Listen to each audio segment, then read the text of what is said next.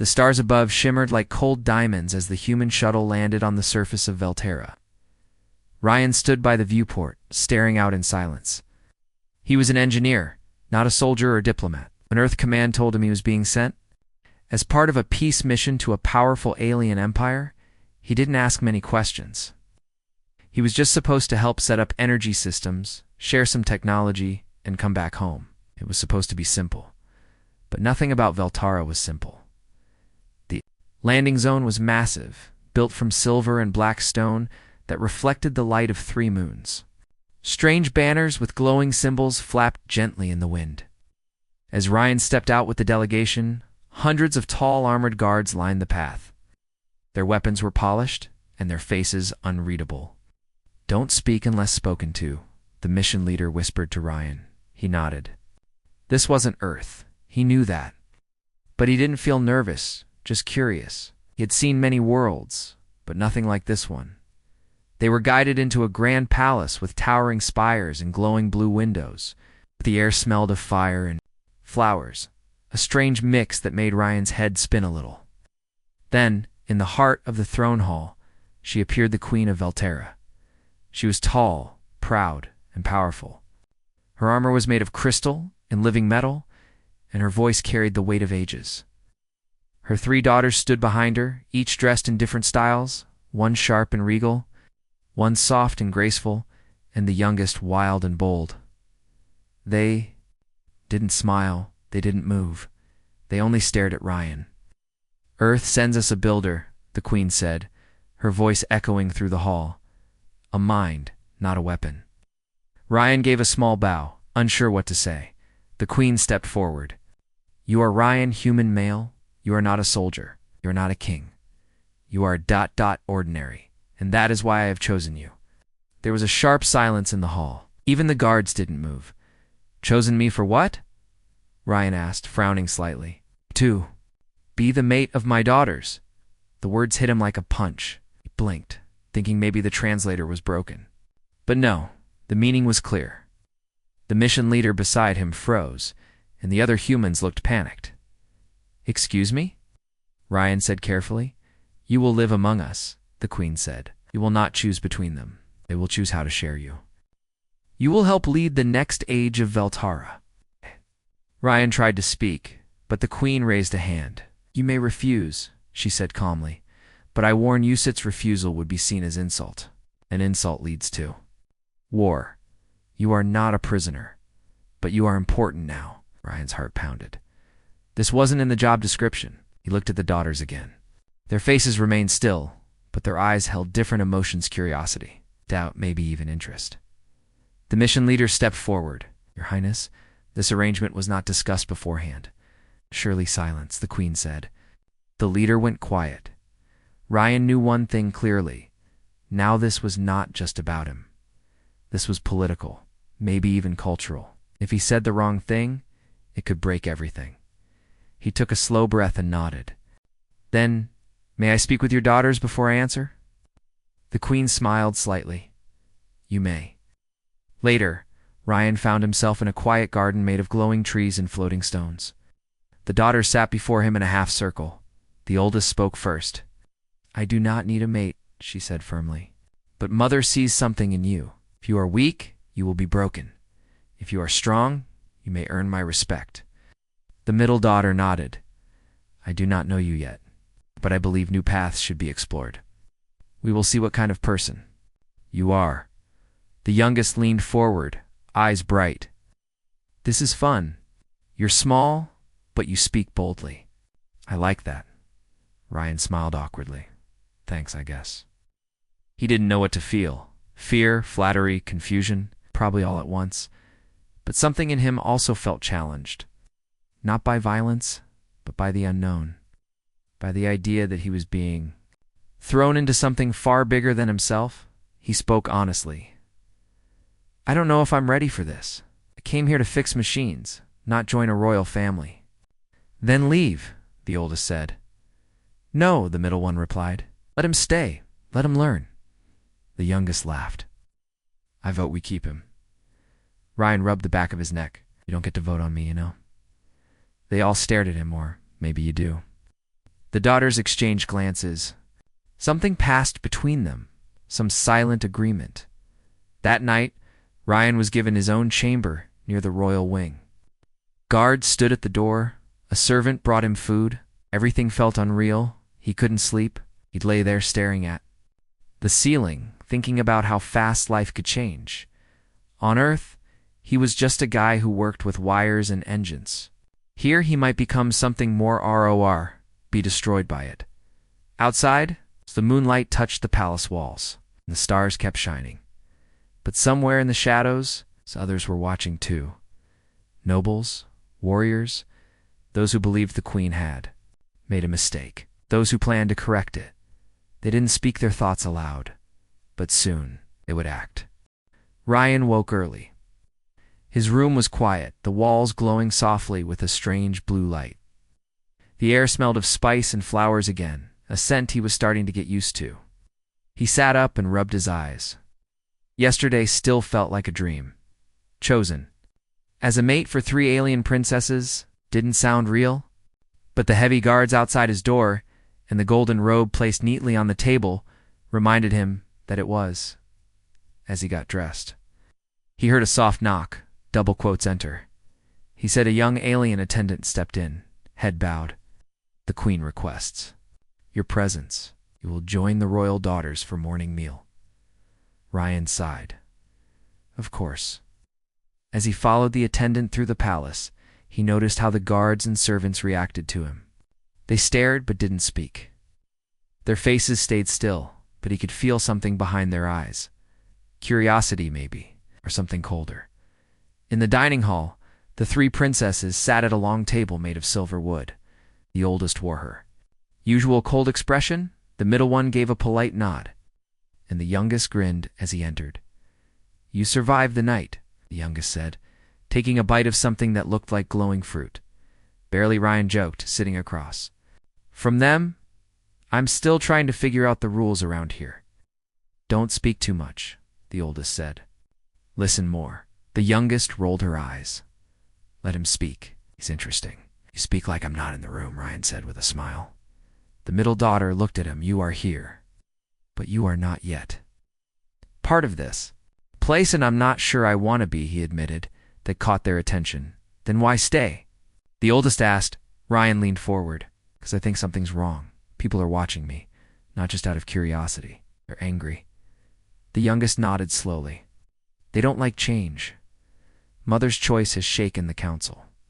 They see you as weak, the oldest said. They think Mother has gone mad in you, Ryan asked. The oldest didn't answer before anyone could speak again. A guard rushed into the room, bowed low, and whispered something to the princesses. The middle one's eyes widened. Another incident, she said softly. What kind of incident? Ryan asked. The youngest stood quickly. Someone tried to poison the food meant for Mother. Ryan stared at his own plate. That's not normal, right? No, the oldest replied. This is the 2nd time in 2 days. They all stood now. Ryan followed them through the palace halls as more guards moved around, sealing doors and checking corners. Whispers filled the air. Servants looked nervous. In the royal garden, the queen stood with several commanders. Her expression was calm, but her eyes were sharp. The attack was hidden well, one commander said, but it failed. No more failures, the queen replied. Double the patrols and find the source. Then she turned to Ryan. You see now, she said, why I chose you.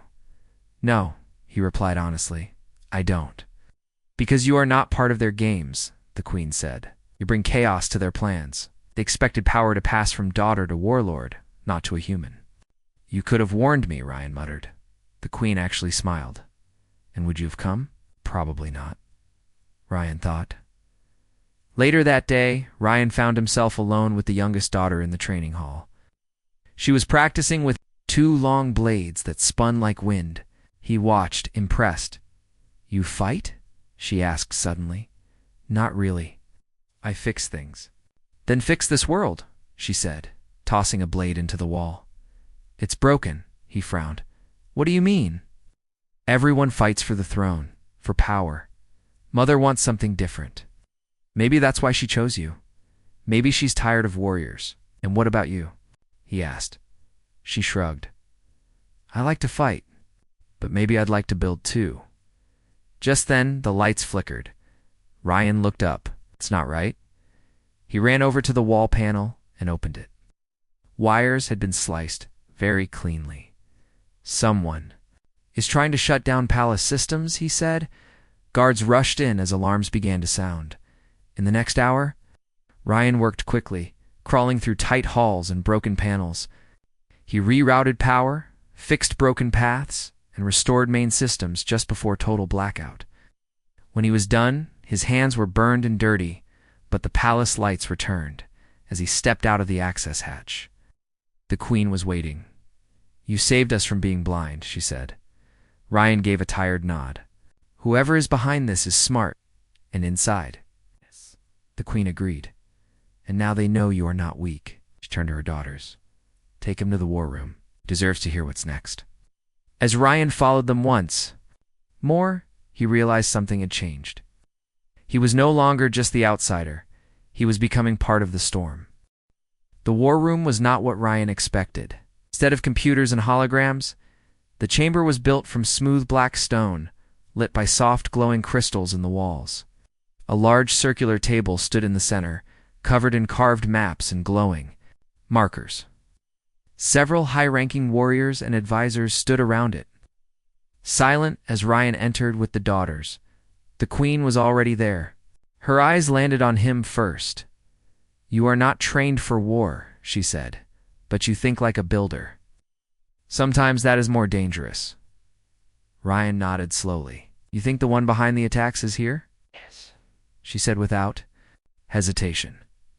Maybe not in this room, but close. Yes. The oldest daughter pointed at one of the markers on the map. We've tracked unusual activity near the inner council's chambers, movement at odd hours, closed meetings. The middle daughter added, and 3 servants disappeared last night. They were last seen near the queen's private wing. All signs of planning, the queen said. They are preparing something bigger. Ryan leaned over the table, looking at the layout. Can they shut down the defenses? Yes, the youngest said. If they reach the core control beneath the palace, they can disable the shields and open the gates.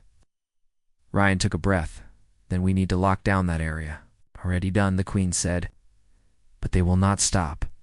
They believe removing you will return things to their control. Ryan felt a strange mix of fear and pride. He had come here to fix power lines, and now people wanted him gone because of politics and power. So, what's next? Queen stepped back. Next is the ceremony of challenge. He looked confused. What does that mean? The oldest daughter explained. It is an old tradition. When a royal choice is questioned, a challenger can step forward to test the decision. They demand a trial. If you survive it, no one can challenge you again. And if I don't, Ryan asked, then you are unworthy and the queen must choose. Another. Ryan looked around the room. No one said anything. No one offered a way out. When? He asked. Tonight, the queen replied. The sun fell quickly on Valterra. By evening, the great arena outside the palace was lit with bright firelights. Thousands of people gathered, droids, warriors, common citizens. They had come to see the human who had shaken the old order. Ryan stood in the center of the arena wearing light armor. His heart beat fast, but his hands were steady. The daughters stood high in the royal box beside their mother, watching. From the shadows, the challenger stepped forward. He was massive, 7 feet tall, covered in dark red armor with sharp edges. His eyes glowed faintly under his helmet. The crowd cheered. Ryan didn't know his name, but the queen had whispered earlier, he is a warlord, strong, respected, feared. Great, Ryan muttered to himself. No pressure. Horn sounded. The challenge had begun. The warlord charged. Ryan dodged, barely escaping the first blow. The arena floor cracked where the heavy weapon landed. Ryan rolled away, then grabbed a broken staff from the ground. It wasn't much, but it was better than nothing. He remembered what the youngest daughter had told him earlier. Don't fight like them. Fight like you. The warlord came again, swinging hard. Ryan ducked and moved fast, using his smaller size to avoid the strikes. He wasn't trying to win with strength. He was trying to survive and outthink. He led the warlord in circles, tiring him out.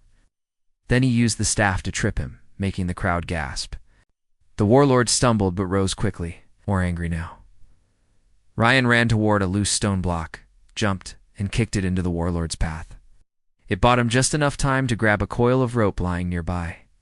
He wrapped it around a pillar and made a trap. The next time the warlord rushed in, Ryan dodged at the last second. The warlord tripped on the rope and hit the ground hard, its weapon sliding away. Before the warlord could rise, Ryan stood over him and dropped the staff. "I don't want to hurt you," he said, loud enough for the crowd to hear. The arena went silent. The warlord stared at him, then nodded once. "You are not weak." The queen rose. "The challenge is complete. The human has earned his place." Cheers filled the air. Ryan stood still, breathing hard. He had survived. Back inside the palace, the daughters met him in the hall. "You were lucky," the oldest said, but her voice had softened. "You were clever," the middle one added. "You were amazing." The youngest grinned. Ryan laughed tiredly. "I was scared the whole time." The oldest nodded. "Good. Fear means you understand danger." The queen met them as they walked. "The real danger begins. Those who wanted you gone will not stop, but now they must work in shadow." Ryan looked up at her. "Then let's shine a light on them." The queen smiled faintly. "Yes, now we begin." The palace was quiet, but Ryan could feel the tension in the air. Something had shifted after the arena challenge. The people had seen him survive, outsmart, and stand tall, without using brute strength. Some started to respect him, others grew. More angry still, the queen's daughters walked beside him now, not out of duty, but by choice. Their steps were calm, their words more open. The oldest daughter walked with sharp focus, eyes always scanning. "You've earned a place," she said, "but that doesn't mean they'll stop. They'll strike again," the middle daughter added, "but they'll be careful. No more open moves. They'll hide behind lies." "And when they come," said the youngest with a grin, "we'll be ready." Ryan had grown closer to them, each in different ways. He respected the oldest for her discipline, the middle for her wisdom, and the youngest for her wild spirit. Together, they made a strong team. Still, he wasn't sure how deep their bond went, or if the queen truly trusted him. But one thing was clear. He couldn't leave now, even if he wanted to. The storm was coming. In the days that followed, Ryan started helping in more than just palace repair. He was invited into meetings with scientists and engineers. He offered ideas, small changes to the energy grids, better use of recycled materials, stronger backup systems. His work was quiet but useful, the queen noticed. "You do not lead with a sword," she told him one evening. "You lead by building what others cannot see." "Maybe," he said, "but we still have enemies in the shadows." "And you'll help bring them into the light," she replied. Soon, the daughters took him on a tour outside the palace. Visited the central cities, met with teachers, workers, and even young cadets. People stared at Ryan everywhere he went. Some bowed, some frowned. But more and more they listened when he spoke. At a school, Ryan knelt beside a group of young aliens learning to program small bots. "You see this line of code?" he asked one student. "If you flip it, the whole movement changes." The student laughed as the bot spun wildly. The youngest daughter stood behind him, arms crossed. "You're better with kids than I thought. I used to teach part-time," he said with a smile. Back home, when they returned to the palace, a message waited for them, an invitation from a noble house. One of the oldest, most powerful clans on Velterra. They were known for their pride and silence during recent events. "This smells like a trap," the oldest daughter said flatly. "But if we don't go, it'll seem like fear," the middle warned. The queen agreed. "Go take the human with you. They want to test him again." Ryan nodded. "What's one more test?" That evening they arrived at the noble estate. The halls were cold, filled with stone statues of past leaders. The noble lord who greeted them was tall, with silver skin and sharp eyes. Your presence honors us, he said. We simply wish to understand this, human better. They were led into a grand hall where food was served and music played. But Ryan could feel the eyes on him. They weren't friendly. The noble leaned close. Tell me, human, do you really believe you belong here, among warriors and rulers? Ryan looked at him calmly. I don't know if I belong, but I know I'm trying. Trying is not always enough, the noble said with a smile. Sometimes trying gets people killed. The daughters stood, tense, but Ryan raised a hand. And sometimes, he said, trying changes everything. The room went quiet. Later that night, on the way back to the palace, their hover vehicle was attacked. A sudden explosion flipped the craft, sending them crashing into the forest. Ryan coughed as smoke filled his lungs. He helped the youngest daughter up first, then turned to check on the others. All were alive but shaken. Ambush, the oldest growled. Grabbing a blade from the wreckage, figures appeared through the tree's dark armor, red eyes glowing. Not palace guards, not royal soldiers. Mercenaries, the daughters moved fast, defending. Ryan, as he helped pull out equipment, they fought as a team. Sharp strikes, perfect coordination. Ryan stayed low, using a broken panel to send a signal flare into the sky. The attackers didn't expect resistance. Within minutes, the Queen's royal guards arrived, dropping from the air and surrounding the enemies. Oh! The fight ended quickly. When they returned, the Queen stood waiting. You were right, she told Ryan. They no longer hide their intent. Now they strike. I need to strike back, the youngest said. Not with swords, the middle daughter said. With truth, the Queen looked at Ryan. And you will help show the people that truth. He nodded. What do you need? Their trust, she said. And their belief that peace and strength can stand together. That night, Ryan sat, alone in the garden, staring up at the stars. The three daughters joined him, one by one. You saved me, the youngest said. You didn't have to. You saved me first, Ryan replied. I was wrong about you, the oldest admitted quietly. You are not weak. You've changed something, the middle one said. Right in us. Ryan smiled, but his voice was serious. This isn't just about marriage or politics. It's about the future. And you're a part of that future now, the youngest whispered. As the moons rose high, the four of them sat together in silence. The storm hadn't ended. But now, they would face it together. The air inside the palace was tense. Guards moved faster, and the halls stayed quiet even during the day. The failed ambush had proven something important. Someone powerful was behind the attacks. Someone who didn't fear the Queen's punishment. Ryan spent most of his time in the lower levels now, helping fix security systems. He worked with both human and Velteron engineers, trying to make everything tighter, stronger. Wires were replaced. Systems were doubled. He added extra protection around the shield generators. The Queen trusted him now, not just as a guest, but as someone useful, someone necessary. Still, Ryan felt the danger growing. The daughters were also preparing in their own ways. The oldest trained the palace guards personally. She pushed them hard and reminded them often, if we fail to protect him, we fail to protect our future. The middle daughter met with scholars and advisors, working on speeches and strategies. She was calm, careful, and made sure every word spoken to the public was clear. The youngest joined the patrols. She wore armor, road speeders, and even chased down a suspicious ship near the edge of the capital. Together they worked like a team. But Ryan knew they weren't just doing it for the palace. They were doing it for him. One morning, the Queen called a royal gathering. Leaders from every major house were summoned. The council chamber was filled with tall figures in flowing robes and shining armor. Ryan stood beside the Queen and her daughters at the front of the hall. The Queen raised her voice. My choice was questioned. My family attacked. But now, all shall know the truth. She stepped back and Ryan walked forward. He took a deep breath. He wasn't a public speaker, but he didn't need to sound like a leader.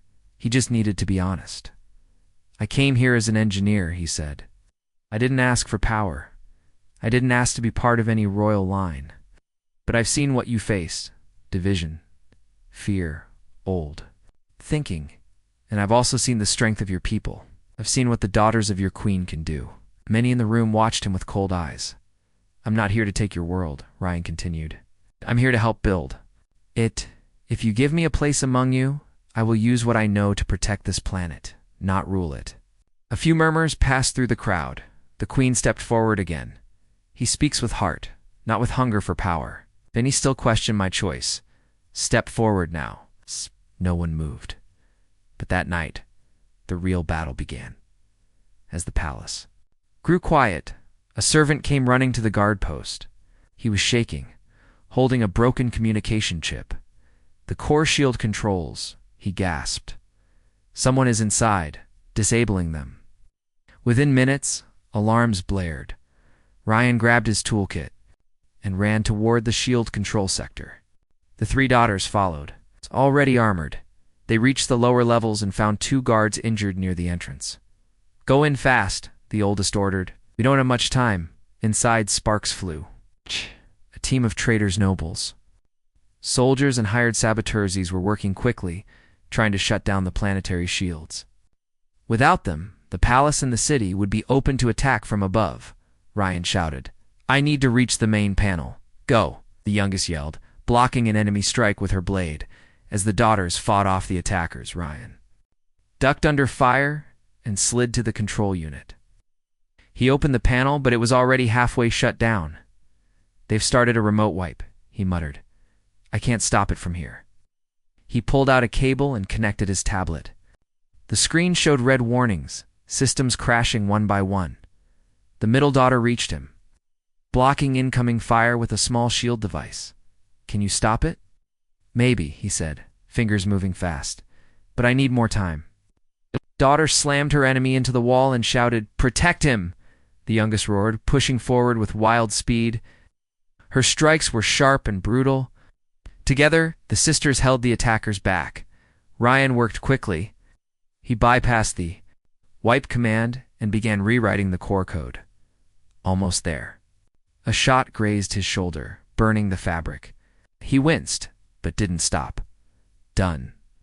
He shouted. The shield systems came back online with a hum. Red lights turned blue. Power returned to full strength. The last attacker, seeing the mission failed, tried to flee, but the queen herself arrived, leading a fresh squad of elite guards.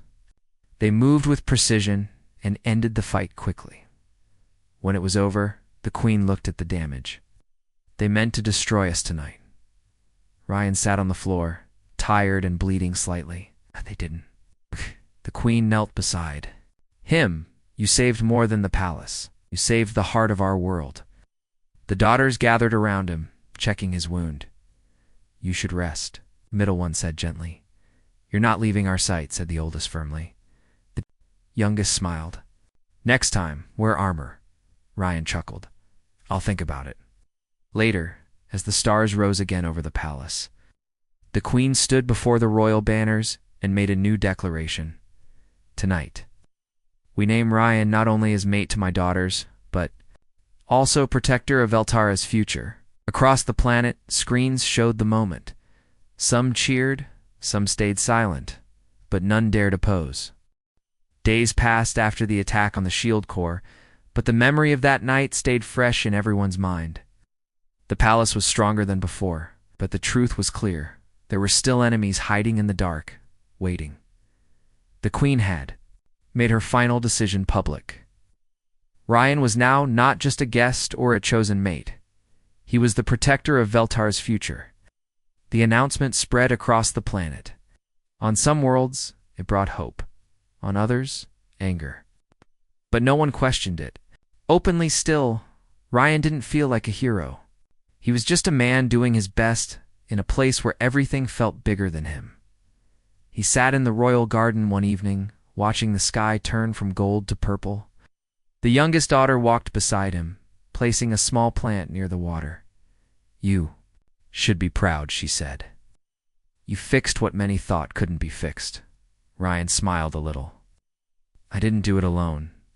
No, she agreed, but you stood when others would have run. The oldest daughter joined them next. She didn't speak at first. She sat beside them and looked at the stars. "Mother planned something," she finally said. "Something important." "What kind of something?" Ryan asked.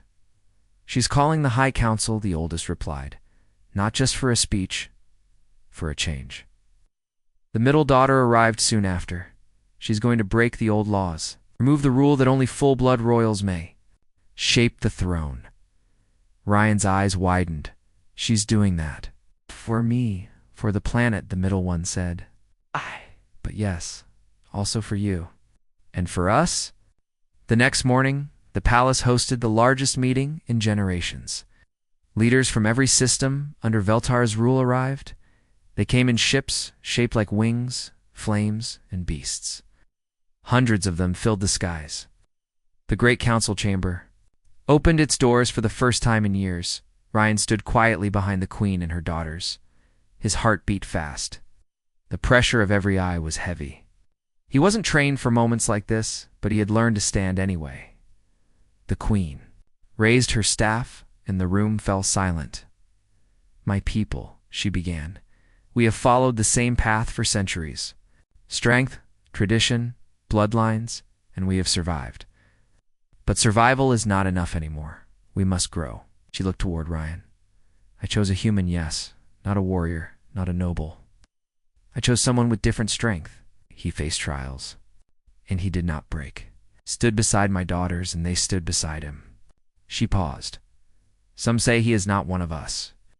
But I say this, he is Veltaron now, not by blood, but by bond. And because of this, I remove the law that binds the throne to blood alone.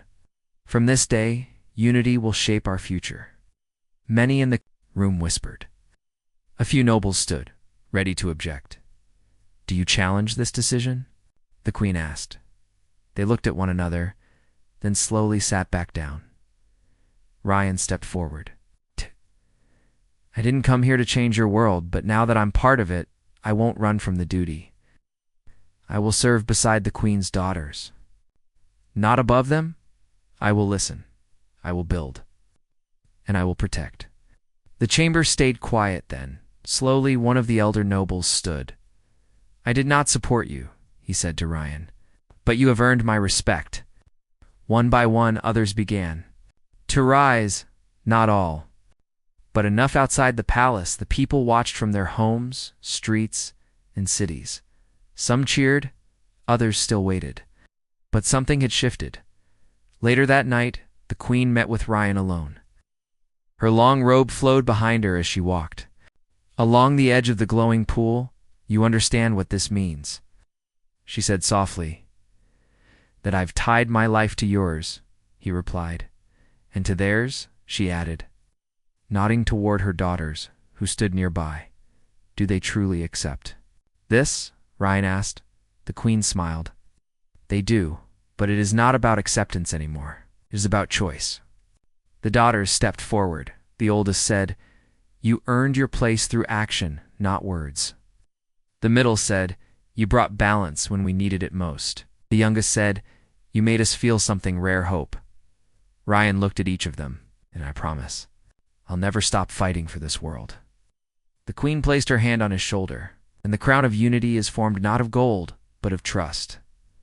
The ceremony began under the twin moons. People filled the city streets, fireworks painted the sky. Light danced across the palace walls. The daughters stood side by side with Ryan as the queen stepped back.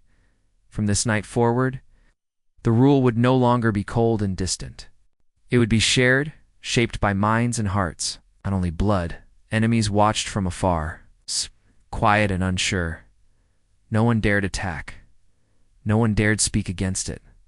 Because Veltara is no longer divided, and the one thing more dangerous than an empire of warriors was an empire that had finally united behind a human.